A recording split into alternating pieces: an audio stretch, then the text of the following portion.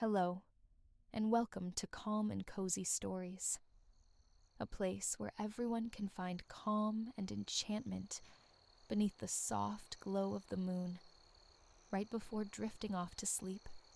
Tonight, we invite you on another journey through a captivating story, one that helps cultivate a sense of peace and relaxation.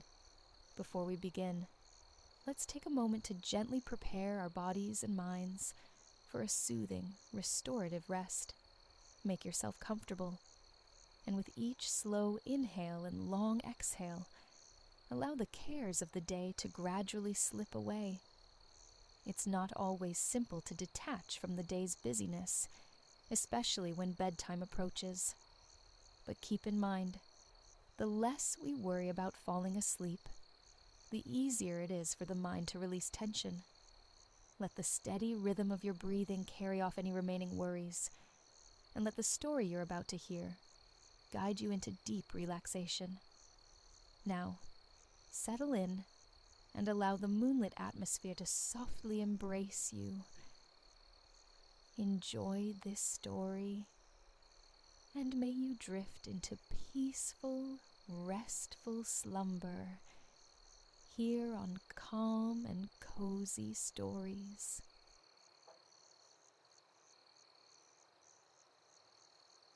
In a city sculpted by time and sun, where alleys coiled like sleeping serpents, lived a boy named Kalen.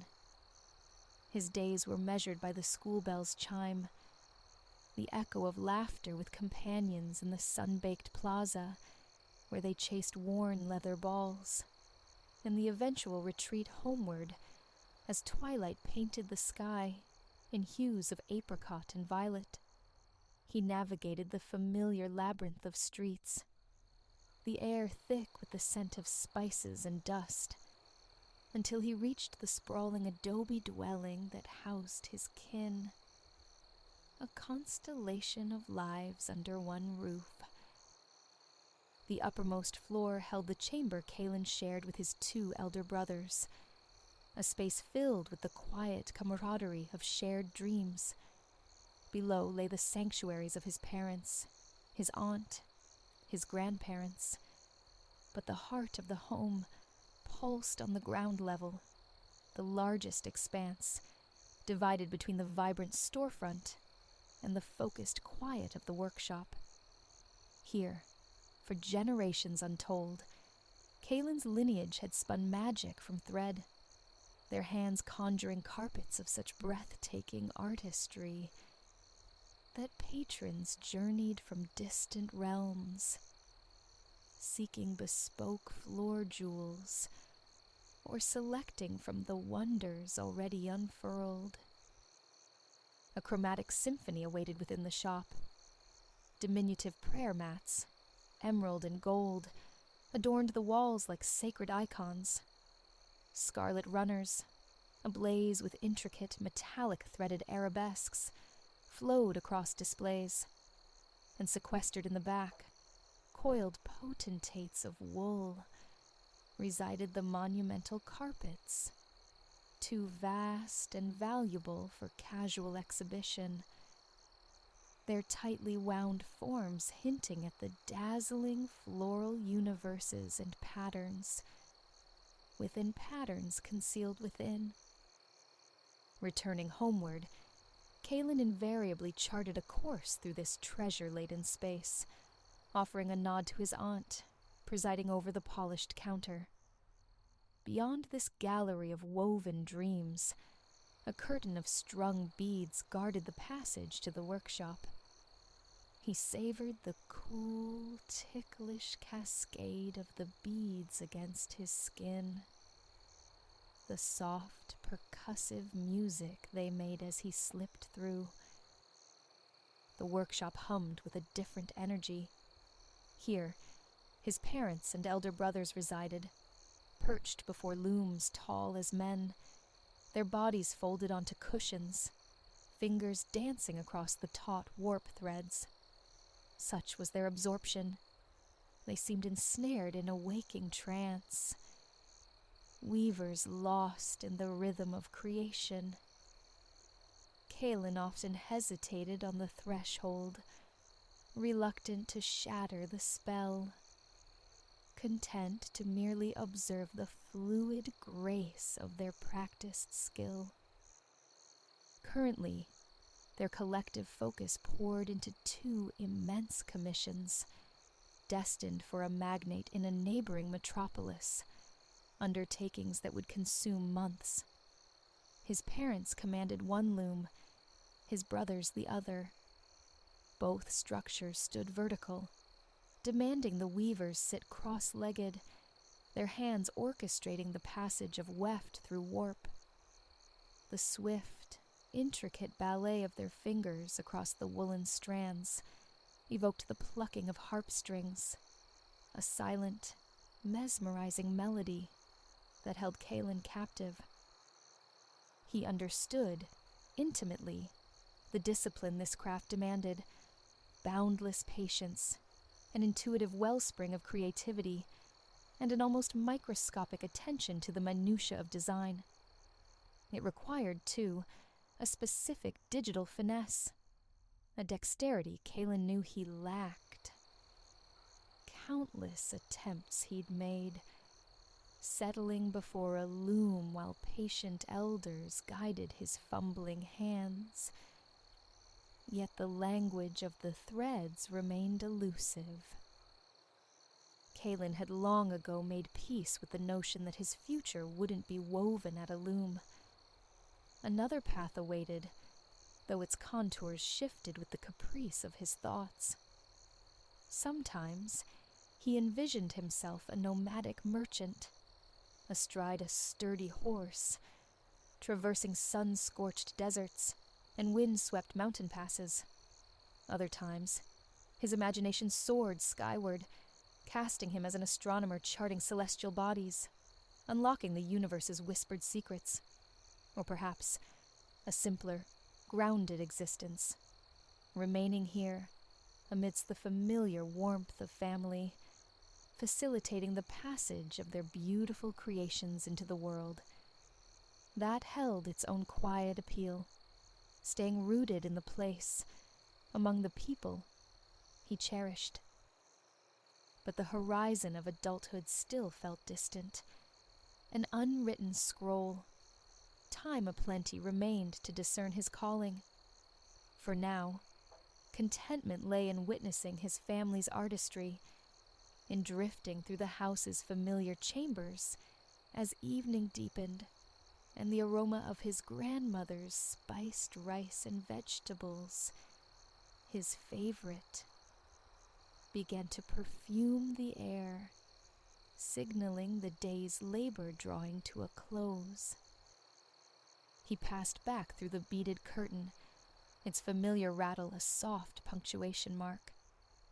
Wandering the densely stocked aisles of the shop remained a favored pastime, his gaze tracing the opulent landscapes underfoot. So many carpets, each a unique testament to beauty. His fingers would glide across the plush wool, following the labyrinthine paths of pattern from edge to heartwood center. A soothing, tactile meditation. Touching the carpets, Kaelin sometimes perceived subtle distinctions beyond mere color or design, though crafted predominantly from the same sheep's wool, dyed with pigments coaxed from roots and berries. A curious variance registered beneath his fingertips, as his touch traversed from a field of crimson to one of indigo, from a woven petal to a sinuous vine. An alteration occurred, a faint, delightful tremor coursing through him, akin to a cool zephyr on a sultry night. A whisper of enchantment clung to these threads. One creation perpetually snagged his attention. Hung prominently on the rear wall, a large rectangular tapestry commanded the space. Its ground, a profound burgundy, served as the canvas for a riot of color. Emerald greens, saffron yellows, hues spanning the spectrum. Threads of silver, gold, and nacreous white shimmered within the design, catching the light as if stray moonbeams were eternally ensnared in the weave. At its heart sprawled the Tree of Life, a magnificent golden entity, its myriad branches luminous, dripping with symbolic fruit. Each of the four corners held a miniature, exquisitely rendered garden, enclosed by an ornamental wall. The true marvel, the detail Kaelin adored, was the subtle individuality of each quadrant. From afar, symmetry reigned, 4 identical gardens, each centered by an identical fountain. Yet proximity revealed delicate divergences. One garden flourished as a fig orchard, another burgeoned with pomegranate trees. The fauna shifted too. Goats yielded to hens, horses to preening peacocks. Even the depiction of grass varied. One corner featured vertical strokes of golden blades, while the one below it rippled with silver waves reminiscent of a tranquil sea. In his younger years, Kaelin had lost hours before this carpet, mesmerized by its intricate world, his gaze migrating from one tiny paradise to the next, pondering which he might one day inhabit. A garden graced by fountains, peacocks, and the ruby jewels of pomegranates. Now, a little older, the garden still sparked daydreams, but his thoughts also turned to the artisan, his great-grandmother. Family lore held that she conjured this masterpiece single-handedly, fueled by a vision that visited her in sleep, completing it in mere months. Kaelin had never known her, yet contemplating her creation forged a palpable connection across time. Though he lacked her innate gift, a quiet pride swelled within him, knowing he shared blood with the soul, capable of such transcendent beauty. Unlike its brethren, the garden carpet was never destined for sale. It was a treasure beyond price, a sacred family heirloom. No amount of offered gold, not even a king's entire treasury, could pry it from their stewardship. Kaelin found solace in this permanence, knowing his favorite tapestry would always reside there, holding court on the back wall, its dream-like details ever available to his lingering gaze. Later, enveloped by the profound quiet of night, the house breathing softly around him as his family slept, the carpet surfaced again in Kaelin's thoughts. Images from the day drifted lazily. The sun-drenched square, where conversation flowed easily with friends.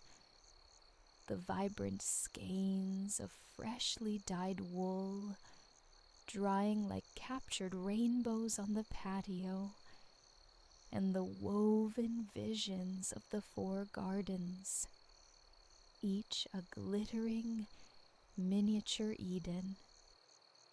Sleep remained elusive, yet Kaelin felt no urgency. He lay contentedly, observing the slow parade of memories drifting through the screen of his mind.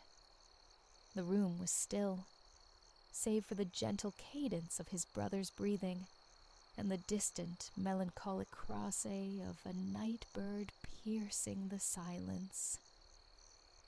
It felt as if he and the bird were the sole sentinels of the sleeping world.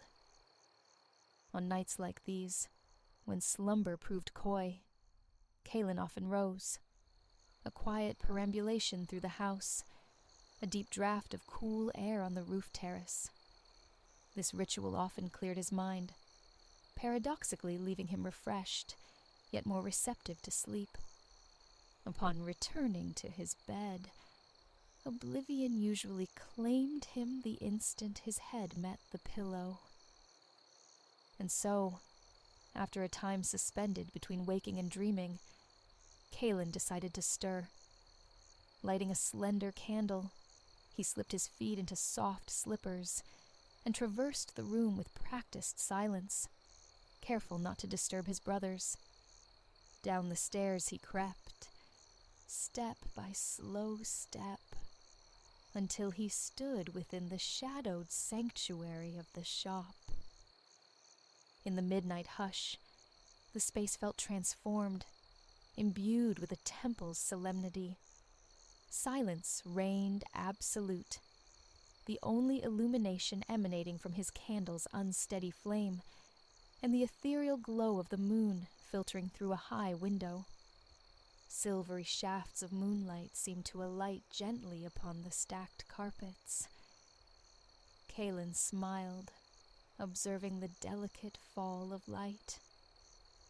Perhaps the moon, too, understood the need for softness, for quiet movement in this sacred hour. Soon, he would seek the open air, the welcoming coolness of the terrace. But first, a final private audience with the garden carpet.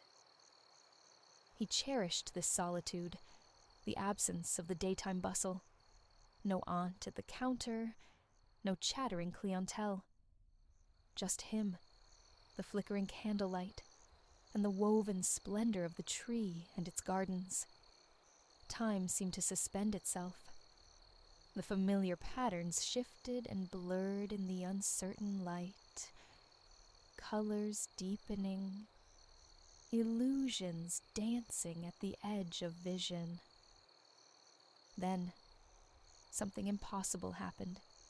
The carpet seemed to stir, not from a draft, but from within.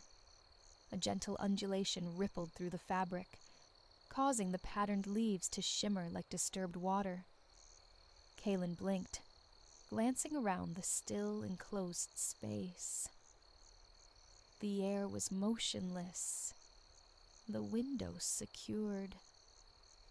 Besides, no mere night breeze possessed the strength to move such a substantial, heavy tapestry.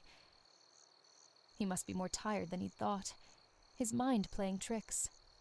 Time for bed, he chided himself. Yet, as his gaze returned to the carpet, conviction solidified.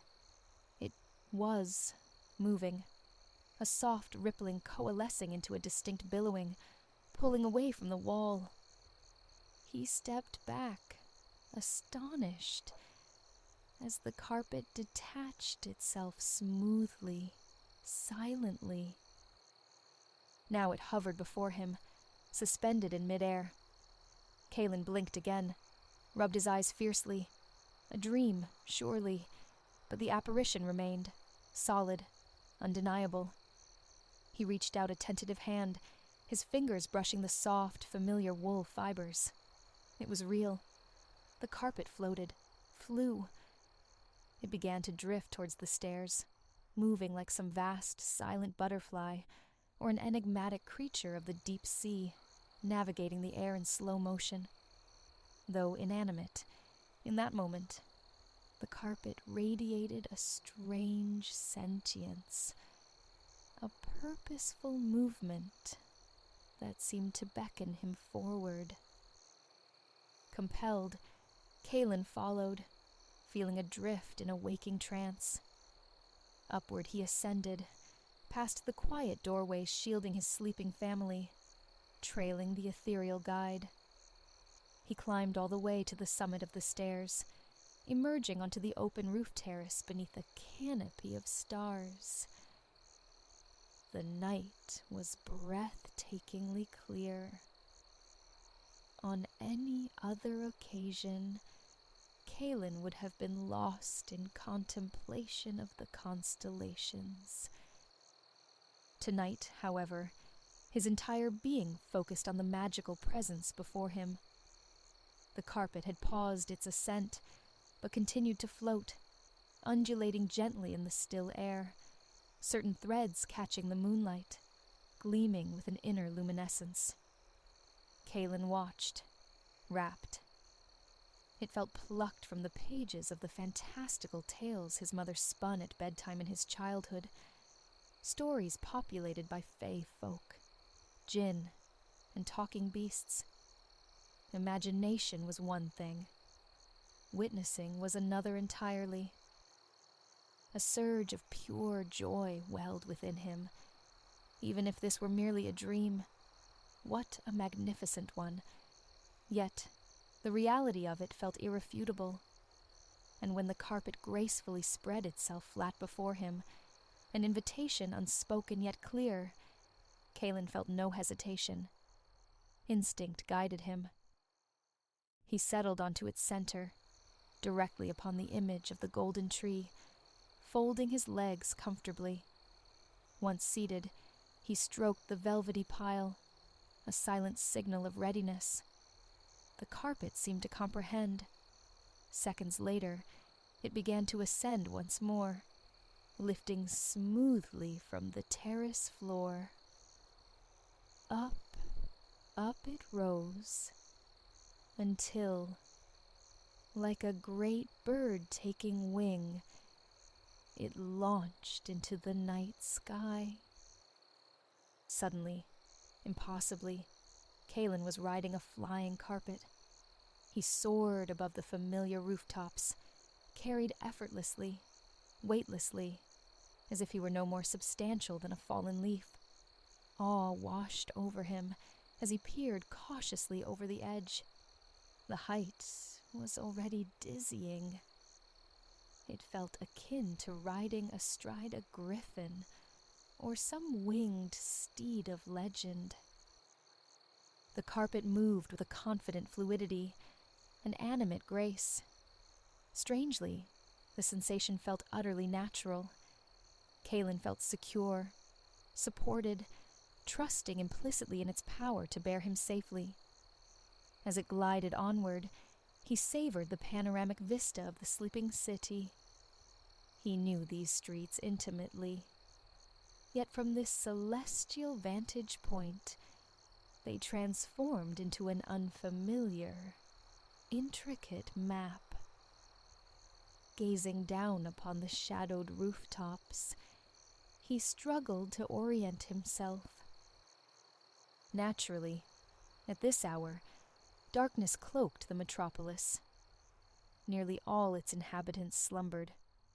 The only illumination came from the flickering flames of street lanterns and the occasional candle, casting a lonely glow from a window. Moonlight, though not revealing sharp detail, bathed everything in a soft, silvery luminescence. The rooftops gleamed as if polished, burnished like precious metal. Kaelin imagined a secret nocturnal ritual unfolding. The moon, after midnight, anointing each dwelling in turn with its mysterious light. Meanwhile, the city's denizens slept on, oblivious to the magic unfolding above. Kaelin smiled, feeling privileged, the sole witness to this clandestine beauty. But as the carpet drifted eastward, towards the dark ribbon of the river, he realized his solitude was not absolute. At least one other soul shared the tranquil vigil of the night. Near the riverbank stood the grand university, its tall brick tower piercing the darkness, and at the tower's apex, silhouetted against the stars, a figure peered through a telescope. Kaelin knew astronomers resided in the city, but had never glimpsed one at their nocturnal work. As he drew closer, curiosity piqued. He leaned over the carpet's edge. To his surprise, the astronomer was a young man, not the wizened, wizard-like figure he'd vaguely pictured, but someone who could easily have been one of his own brothers or cousins. the astronomer remained utterly engrossed in his cosmic observations. For a moment, Kalen thought he might pass by entirely unnoticed. But just then, the young man stepped back from his instrument and looked up, directly at Kalen and the impossible conveyance upon which he rode. Only a few meters of night air separated them. They stared, suspended in a moment of mutual, silent astonishment. Unsure how else to respond, Kalen offered a tentative, shy wave. After a beat of stunned hesitation, the astronomer mirrored the gesture, his expression a mask of bewildered awe. Like Kalen, he was likely questioning the veracity of his own senses, perhaps resolving to pack away his telescope and seek the reassurance of his bed. The carpet sailed onward, paralleling the river's course. Feeling a greater sense of ease now, Kalen decided to lie down. The plush wool felt as welcoming as his own mattress. Supine, gazing directly upward, he found himself perfectly positioned for stargazing. Lacking the astronomer's powerful lens, he could still appreciate the profound beauty of the celestial tapestry. So distant, these pinpricks of light, yet their ancient radiance traveled across unimaginable voids to sparkle above his city, his home. From this vantage, the world below vanished. Only the stars existed, vast and overwhelming. It felt as if the night breeze itself were lifting him, a solitary leaf carried toward the heavens. The wind caressed his skin, a soft sigh whispering through his light clothing. After the day's oppressive heat, it felt wonderfully restorative, like immersing oneself in cool water. He could smell the river now, its damp, earthy scent borne on the same current that carried him. Inhaling deeply, he identified other familiar fragrances. The mineral tang of the dry earth, the sweet perfume of unseen gardens below. A profound relaxation settled over Kalen, lulled by the carpet's gentle, rhythmic motion. Sleep beckoned, threatening to claim him right there. He pictured himself drifting off, the carpet faithfully following the river's meandering path, all the way to the distant, unseen sea. But the carpet, as if sensing his growing drowsiness, altered its trajectory. Peering over the edge once more, Kalen recognized the configuration of streets and domes below. There lay the familiar silhouette of his local temple, and nearby, the square, where joyous shouts echoed during daylight hours. And then, incredibly, he floated directly above the roof terrace, the very point where his extraordinary journey commenced. The carpet had brought him home. It descended with the same preternatural gentleness with which it had taken flight, lowering him so gradually, so softly, that the landing was almost imperceptible. Stepping off onto the cool tiles, Kalen turned towards the stairs, leading down to his bedroom. This time, the carpet trailed behind him, docile as a devoted pet. When Kalen climbed back into his bed, the carpet settled onto the floor beside him. Perhaps it, too, felt the pull of fatigue after their celestial excursion, he mused. They were both weary, ready for rest. As Kalen adjusted his pillow, rearranging the bed linens for comfort, he noticed the carpet mirroring his actions in its own subtle way. It shifted position ever so slightly on the floorboards. Then, Its patterned surface rippled, as if stirred by an invisible breeze. Or perhaps Kalen imagined taking a deep, contented breath, just as he was doing now, inhaling the quiet night, exhaling peace. Kalen closed his eyes. At long last, sleep felt imminent. Welcome. Moments later, he drifted away, his departing consciousness filled with the memory of wind and stars and the silent magic of his moonlit flight. Sunlight, soft as down, dappled the quiet country lane you ambled along. Here in England's northern Lake District, spring breathed a still, crisp promise into the chilly April air. Sycamores lining the way unfurled tentative buds, yet a drift of winter's cast-off leaves lingered on the grassy verge. A quick glance confirmed your solitude. With a deliberate swish, your boots sent the brittle foliage airborne. Reds deep as claret, amber, scorched orange, and nutty brown pirouetted against the brilliant cerulean canvas before settling. Each step through them elicited a satisfying crunch, a dry crackle beneath your walking boots that coaxed a private smile. A weathered sign announced your arrival in Loweswater Village. Your breath plumed before you, a transient mist against the morning chill, though the sun laid a warm hand upon your cheek. Tucking your chin deeper into the plush collar of your coat, you rounded a corner to the right. A hand reached out, fingers tracing the contours of an ancient dry stone wall. Light gray granite blocks, stippled with bone-white lichen, and patches of deep green, earth-fragrant moss, offered their rough texture, a gentle abrasion against your skin. The turn unveiled a different vista. Broad, open pastures, where sheep drifted like woolly clouds through long, dew-silvered grass.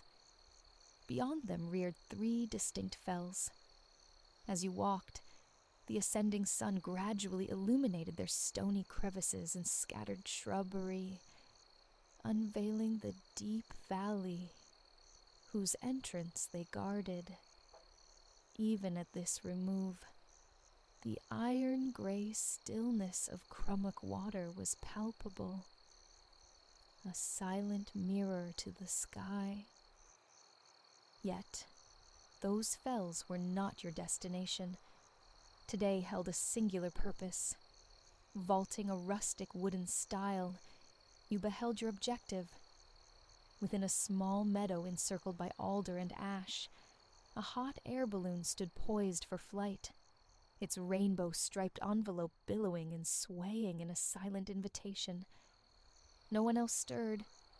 Crossing the field, the radiated warmth from the burners intensified with each step. As you neared, a flicker of movement resolved into an inquisitive squirrel, drawn by the unusual activity. Just as your hand grazed the wickerwork of the gondola, the burners pulsed twice, quick bright flares like a cheerful greeting, urging you aboard. The squirrel, deciding ballooning held no charm, darted back to the hedgerow's sanctuary. With as much grace as you could muster, you hoisted yourself into the basket. Inside, the space was nearly Spartan. A folded blanket, a cushion, and tucked in one corner, a small wooden box.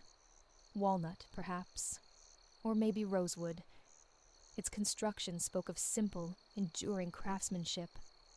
Age had burnished the lip of its lid to a paler brown than the rest, and tracing the knotted grain, you felt a smoothness born not of polish, but of countless touches across many years.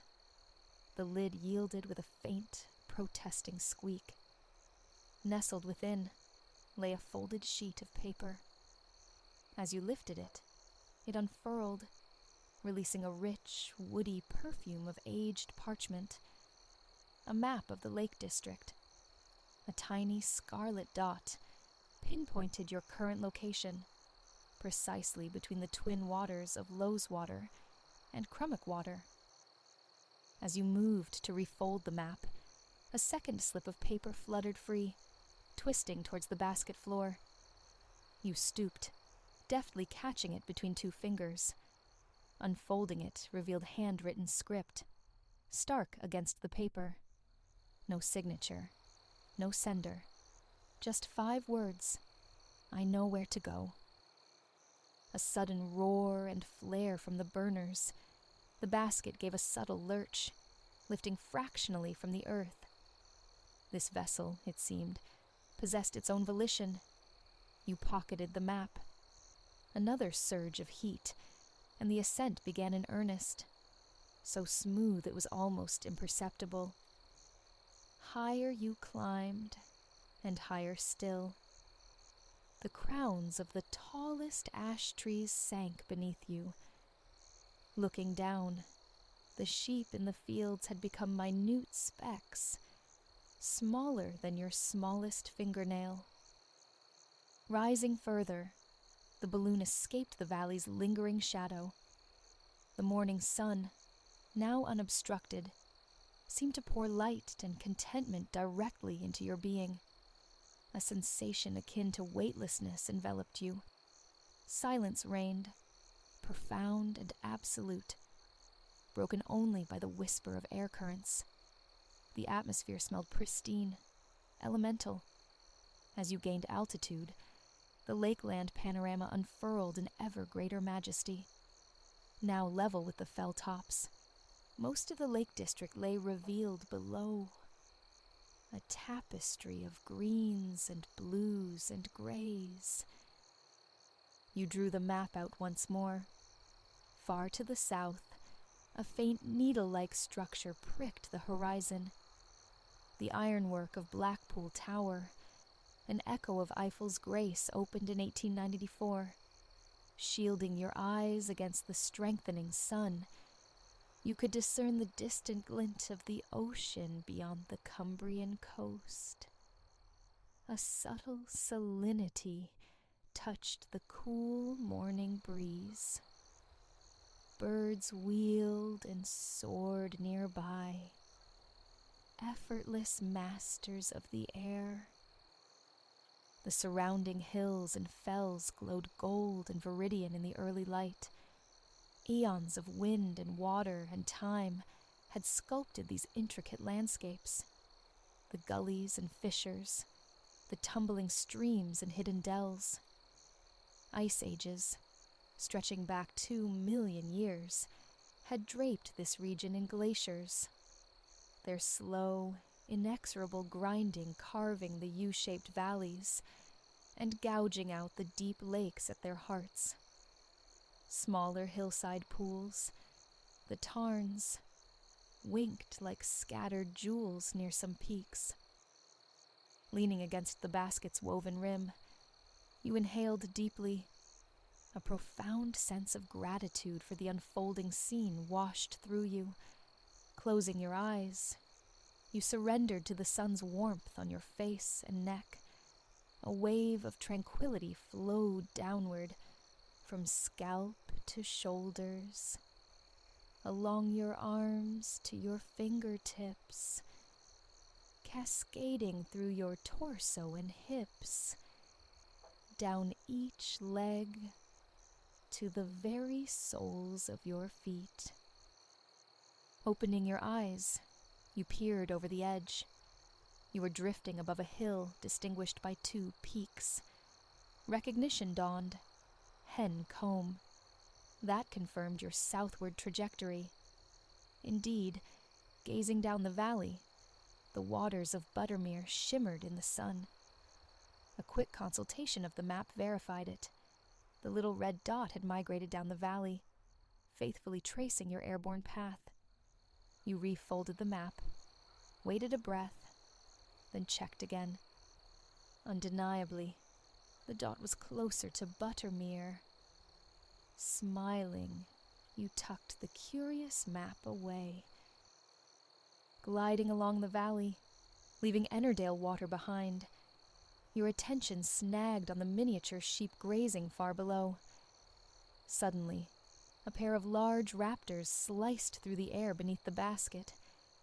You tracked their spiraling ascent before they settled into deep, slow wing beats. Both bore dark gray plumage on their backs and sported rounded tails. The one was noticeably larger.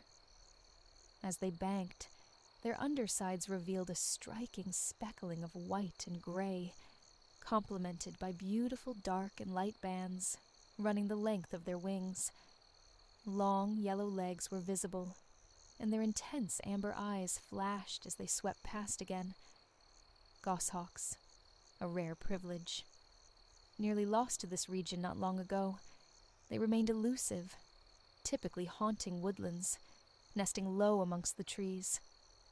Those remarkable crimson-tinged eyes, you knew, allowed them to navigate dense forests with ease. The pair swooped in unison, wings still moving with deceptive laziness, then turned, vanishing into the brilliance of the rising sun. The azure sky now held a subtle haze. You were high, very high, yet the thin clouds floated higher still, wisps far overhead. A peculiar, beautiful halo encircled the sun, a sign of cirrostratus clouds, composed of minuscule ice crystals suspended thousands of feet aloft. Sunlight, striking these crystals, was bent and scattered, creating the luminous effect. Gazing eastward, towards the sea, the clouds appeared denser, darker. A storm brewing, perhaps. Here, prevailing westerlies swept across the Atlantic, gathering moisture before colliding with the Cumbrian peaks. The rising air cooled, condensing its burden into the rain that nourished the Lake District's vibrant, verdant cloak. The balloon had carried you towards a new cluster of fells. One summit, however, asserted its dominance, seeming to rise higher than its neighbors. You realized you were ascending to meet it, Scafell Pike, England's loftiest peak. Consulting the map, you noted its height, 978 meters. Tranquil today, but hundreds of millions of years ago, this was part of a vast volcanic island arc. More recently, some 20,000 years past, glaciers sculpted its formidable ridges and deep gouges, now clearly visible as you drifted near its very apex. A dozen or so figures, clad in sturdy boots, waterproofs, and helmets, moved with care towards the circular stone cairn, marking the highest point. They appeared impossibly small from your vantage. One walker glanced up, spotted the balloon drifting serenely by, and began to wave. Gradually, companions noticed, joining the salute one by one. Grinning, you waved back until the peak had slid behind you, and a gentle descent began on its farther side. As Scafell Pike receded, something unexpected snagged your gaze. Below, atop an outcrop, lay what looked like a huge square with rounded corners. Peering intently, you discerned 3 more distinct shapes etched upon the ground. What could they be?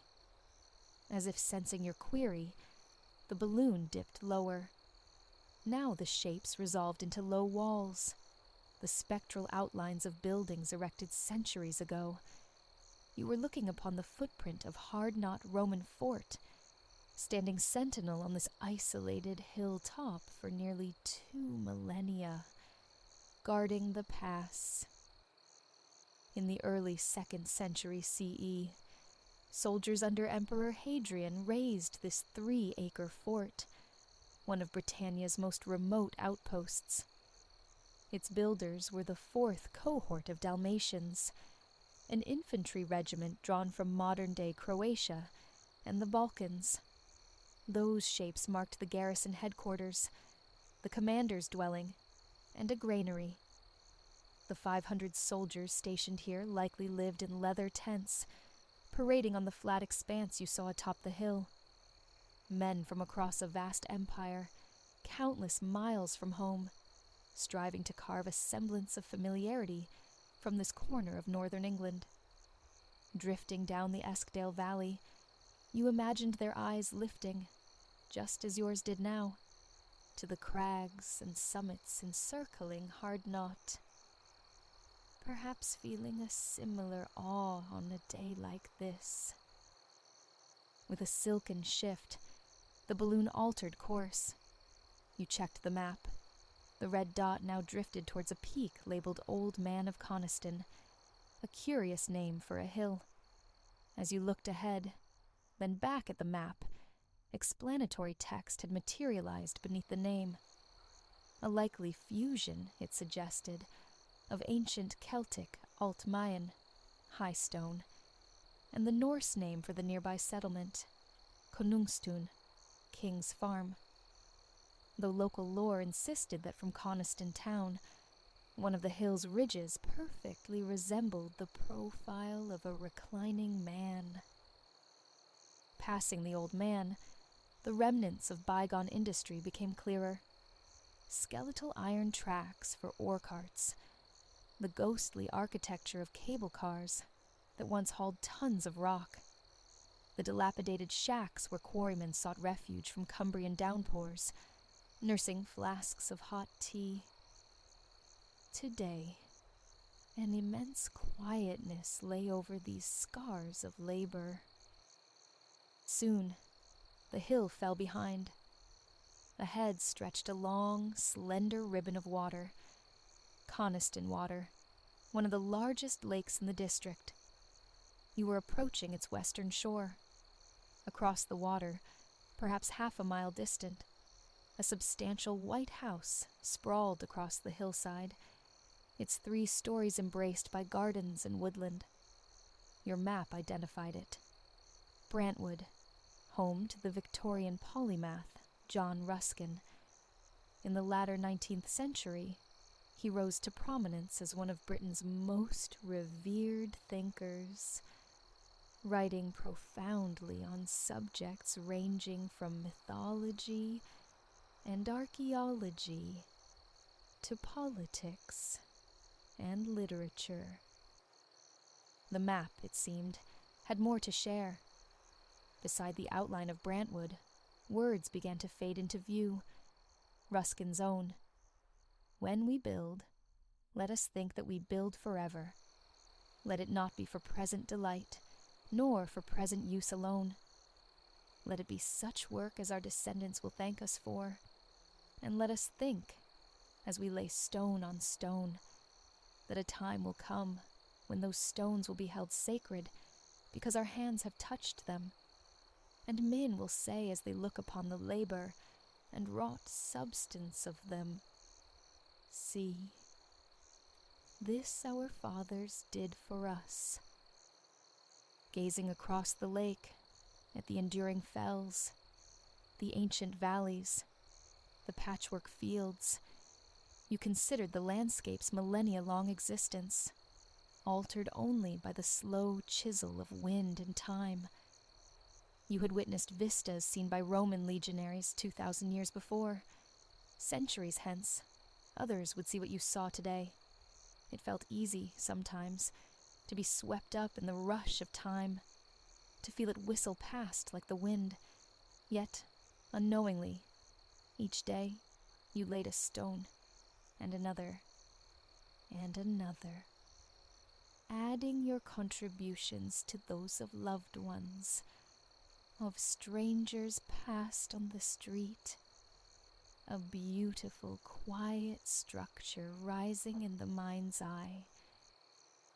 You closed your eyes again, letting the warm morning sun bathe your eyelids.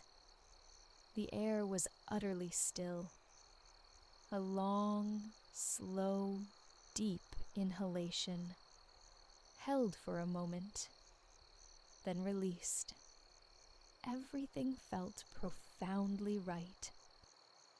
The balloon, as if perceiving your readiness for solid ground, began its descent. Smoothly, gradually, it carried you down, down, down. The churchyard, the pubs, the grey slate roofs of Coniston Village grew steadily larger. Down you drifted, the pull of grassivity reasserting itself, until, with a soft thud, the basket settled onto the shingle beach at the water's edge.